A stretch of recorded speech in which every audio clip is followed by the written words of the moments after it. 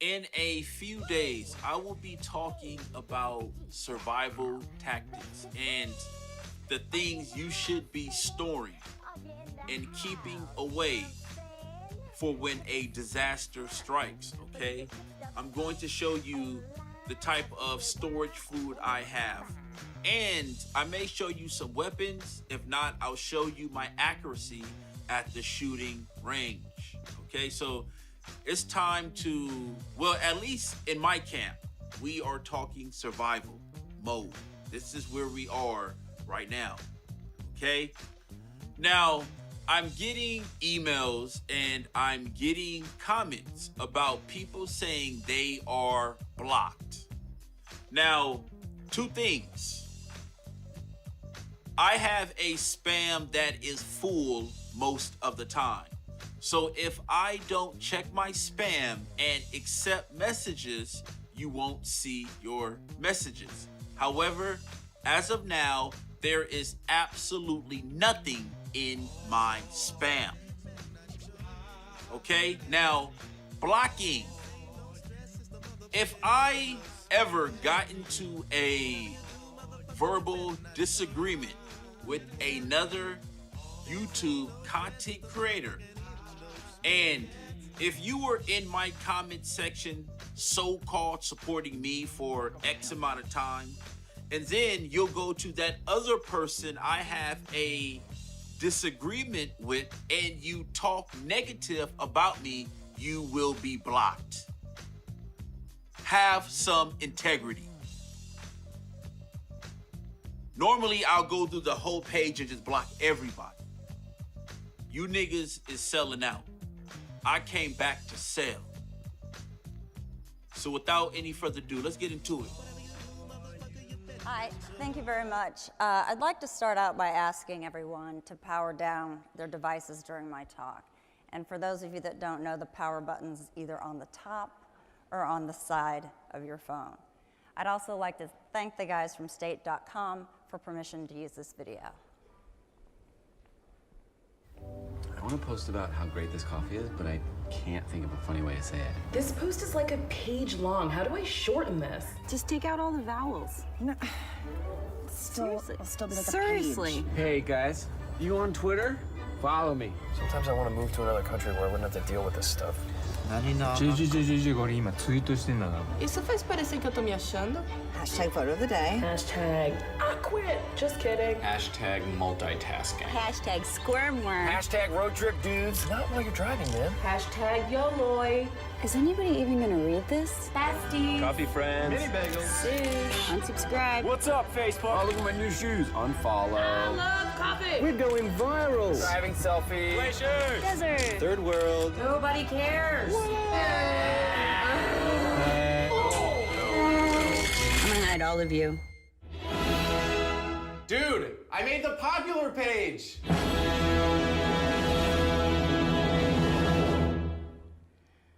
So I want to talk about three things tonight. How social media is disconnecting us, what's happening now, and how we can do better. Gallup took a poll in 2001, and every average American said that they had 10 really close friends. The same poll this year said we had 2. So what happened? Where did everybody go? And I think we know where. I think we've all seen this by now, maybe even been a little guilty of it ourselves. I see families like this out to dinner all the time, and it drives me nuts. And I see couples on dates, clearly together, but on their cell phones. It's one of the strangest things I've ever seen. But to me, what does this say when we are together? To me, it says that there's someone, anyone, on the other end of this screen that's way more important than you, who's right in front of my face. There's a study by Mary Meeker that says we touch our phones or check our phones 150 times a day. And we upload 1.8 billion pictures to Facebook. That's a little over a sixth of the population a day for pictures. Remember when the internet was new? Those of us that do. That was really actually only about 25 years ago, if you can imagine. I remember when we had pagers, time seemed a little simpler back then. You'd get the beep, you may return the call, you may not return the call. Or when we had answer machines, you could always say that you weren't home. Now we have a list of all these excuses that may or may not work. But it seems like the more we talk about how technology divides us, the more we demand from it. And I think that's a huge risk that we're running in our society today. We have this shortened vocabulary now. It's all about the texting. Even my mom, she says, just text me. And she's a little bit older, I won't say, because she'll see this later. So, OMG, oh my goodness, LOL, laugh out loud, WTF, why the face? So when we abbreviate our vocabulary, what we risk is losing the nuances, subtleties, and intimate parts of our personalities that make up our very rich American vocabulary. And with that shortening, we lose and run the risk of not being able to fully express ourselves and communicate as we move forward. And that, losing our vocabulary, equals a potential loss of being able to express ourselves. How many times does anybody look in horror when their cell phone rings with the personal call? Salute to TED Talk. If you are a college student, or if you ever been a college student, you know about TED Talk. Many teachers give homework assignments on TED Talk lectures. Now, I totally agree with her assessment. I totally agree. Now, social media has over 2 billion users monthly. So over 2 billion people are online surfing the net. Okay? So you're going to have certain characters. And what people forget, or they don't understand or realize or even acknowledge, is that their character, their behavior is on display online. And the way you are displayed online, on media, in media, okay, because you're broadcasting yourself, right? You have your own platform, whether it's Instagram, Twitter, or a YouTube channel, right? So this is where you can't say, hey, they're stereotyping us. Your behavior is on display. So people can judge you by your behavior, character on social media. And people don't understand this. This flies over their head. Just like they're recording everything. Meanwhile, everywhere you go, there is a video recording you. It seems like everywhere there is a crime, they have some type of lead or some suspect that was caught on camera. Cameras are everywhere. Now you're using your camera phone to record your dysfunction. This is what social media has done to the American society, where we are dependent on people's opinion, how they view us, how many times they view us. This is where we are getting our self-esteem from now. Back in 2000, you'll have 10, 15 friends you hang out with. There's many of stories of people who were growing up in the 70s, and they would go to the skating rink, World on Wheels, and they would go 10, 15 deep. They would throw birthday parties at World on Wheels. Now, 2018, if you throw a party, you're lucky if 20 people show up. People have become antisocial in person. This is why men don't approach women anymore, because they don't know how to. They just look and stare.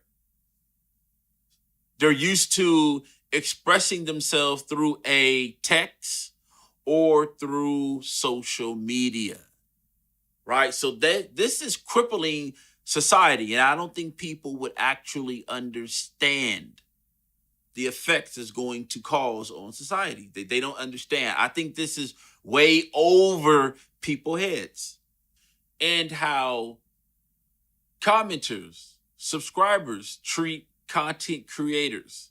Listen, content creators are human, okay? Content creators make mistakes, okay?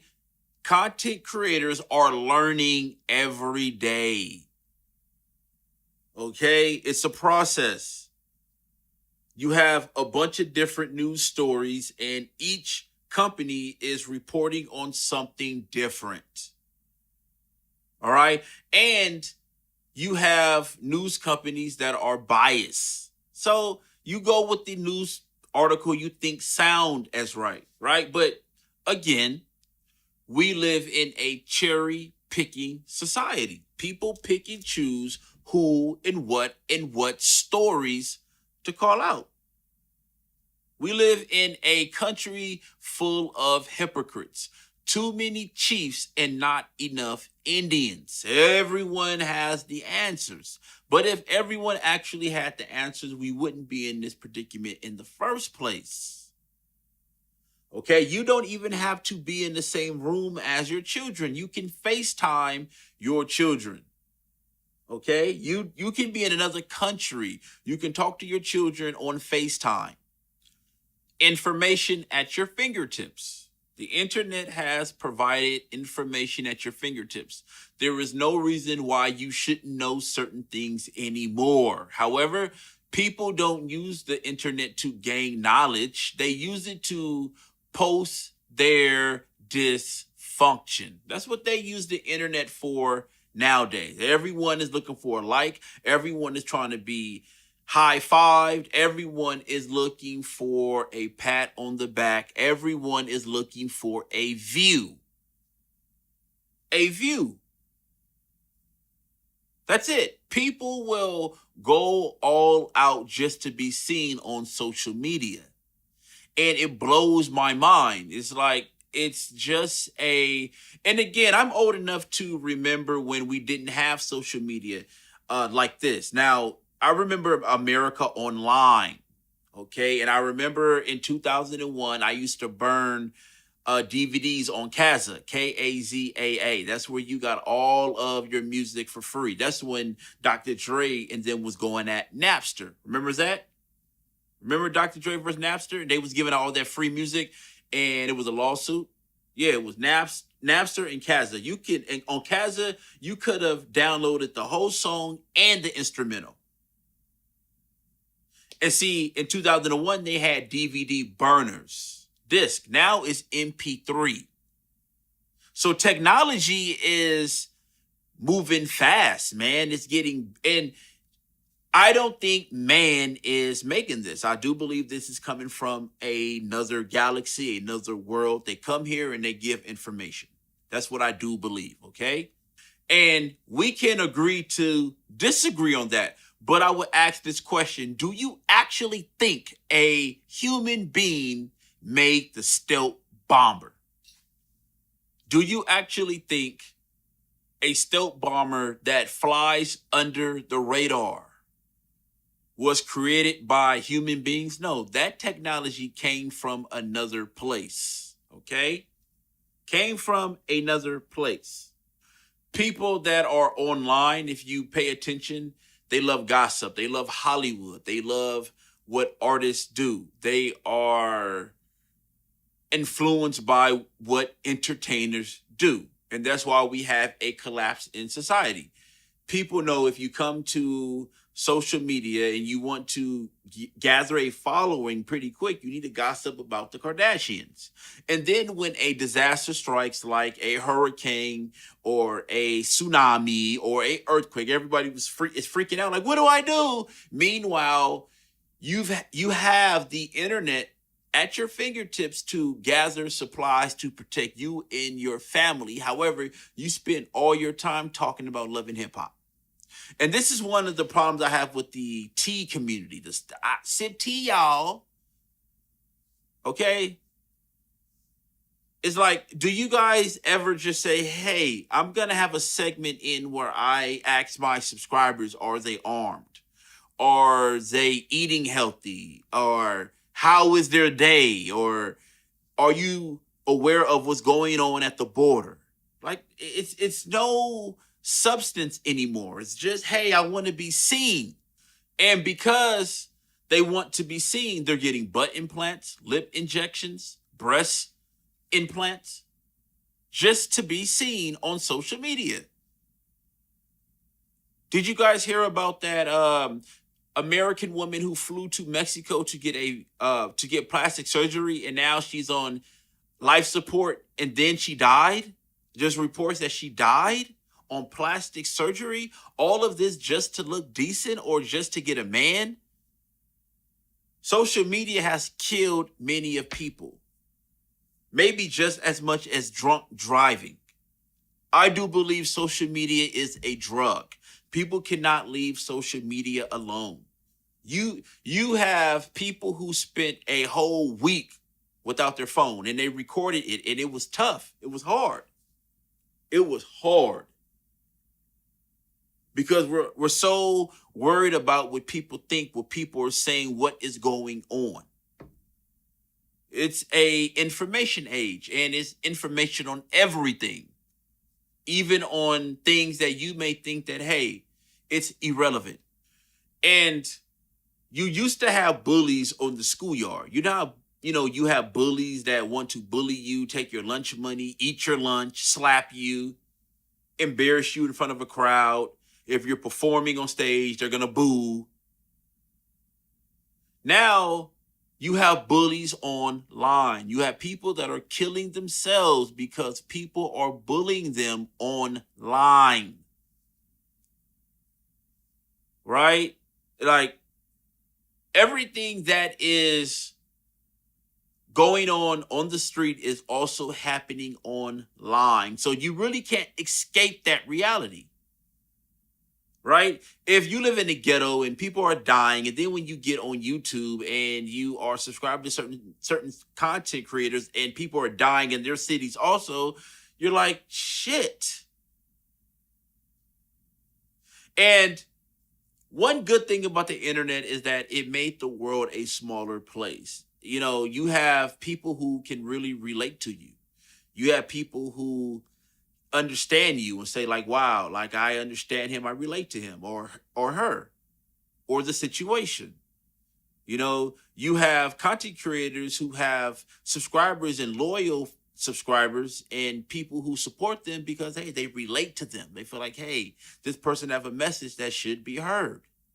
So now bullies are online. They're not just in school or at the playground. You understand what I'm saying? At the YMCA. And then it's opinions also. People feel like their opinion is a fact. No, it's just a opinion. Majority of the time is just a opinion. We are arguing and discussing opinions constantly online. Everyone thinks they're right. Honestly.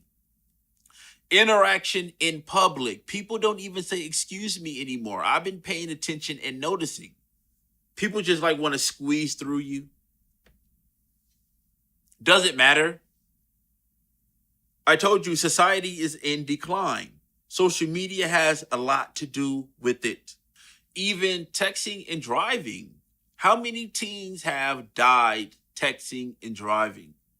Driving on the road, trying to send back a text he or she received, didn't turn the wheel and ran plow off the road into a tree or smack dab into a Mack truck and died, crushed. The jaws of life had to get that person out. All for texting. It's as bad as drinking and driving. Some would say it's even worse. how we have become dependent on technology, and I don't think we even understood the magnitude of the situation. And I think we're just living in the time, the moment, and it is what it is. However, technology has helped out a lot where you have GPS. You're able to get to where you need to be at a certain time. Okay, salute to GPS. Do you think man actually made GPS? Absolutely not. Not in my book. I believe that came from another place also. Dating apps, right? People don't have to approach each other anymore. You can get online on a dating app and get you a date. Television. You can watch television on your cell phone now. You can download an app and watch television on your cell phone. I mean, technology, and not only, hold on. Real quick, 5G is the future. 5G is the future. Okay, you had 3G, 4G, and 5G. Well, actually, it's going to keep going up. I'm not going to say 5G is the future, but 5G got next right now. Right? So you'll have faster download speed and more of a kind of like a real life picture of something, like you're standing in front of it.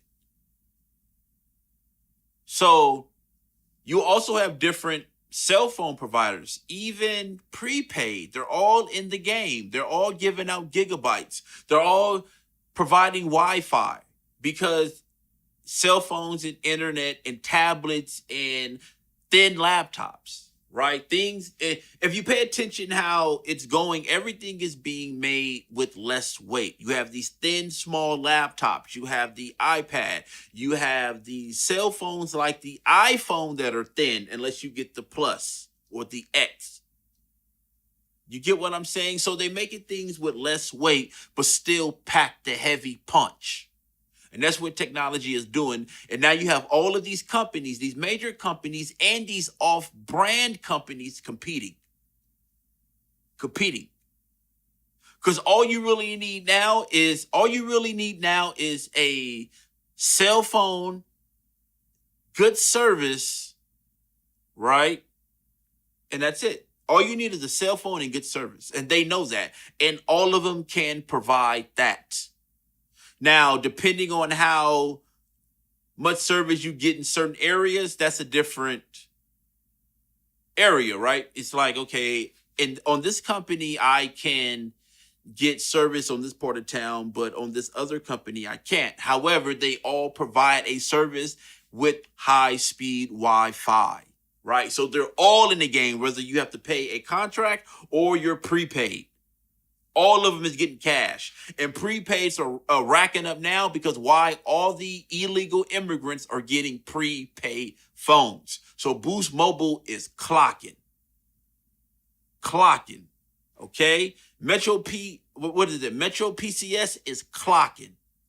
So you have a lot of people that are competing, and it has made the world. Now, I will say this. The internet has made the world more competitive. People more competitive.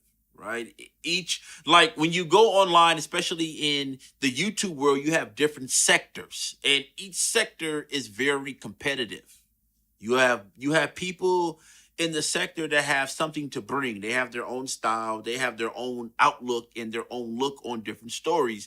And because it's different, it doesn't make it right or wrong. And people can come to a table and say, this is what I think about the situation. So therefore, if you have something to say and it goes viral, people will listen and they will comment and they would respond on what you said. So because we have that online, we don't talk in person as much anymore. And that is horrible for society. It's horrible. And there's studies that show Wi-Fi is bad for you. There's studies that show that plants that were in rooms with Wi-Fi, they died quicker, right? So this could be technology just to harm you. You know, and we've seen everything on technology so far, even murders, kidnappings, rapes, assaults,